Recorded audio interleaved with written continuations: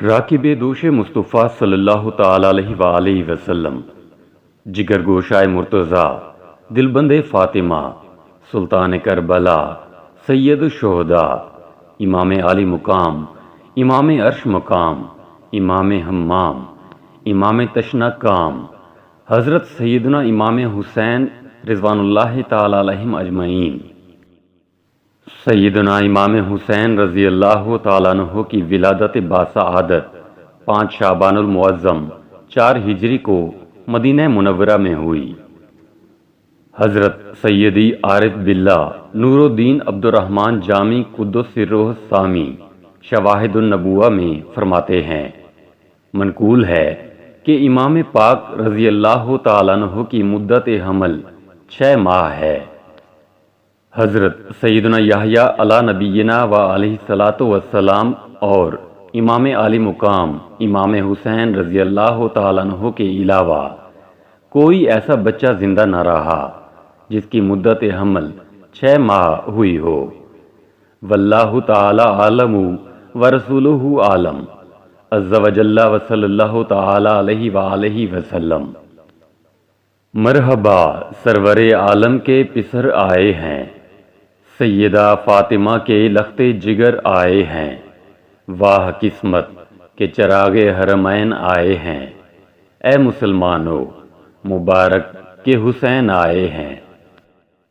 آپ رضی اللہ تعالیٰ عنہ کا مبارک نام حسین، کنیت ابو عبداللہ اور القاب سبط رسول اللہ اور ریحانۃ الرسول اللہ یعنی رسول کے پھول ہیں۔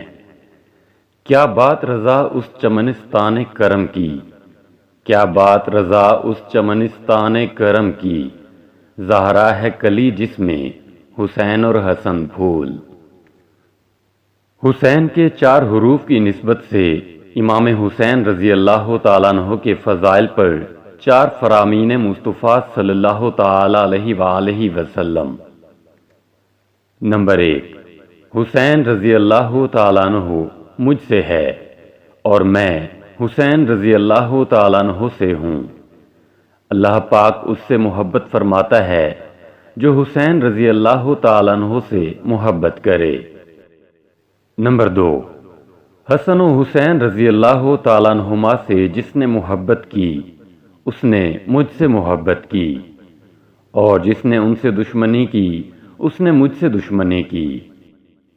نمبر 3، حسن و حسین رضی اللہ تعالیٰ عنہما دنیا میں میرے 2 پھول ہیں۔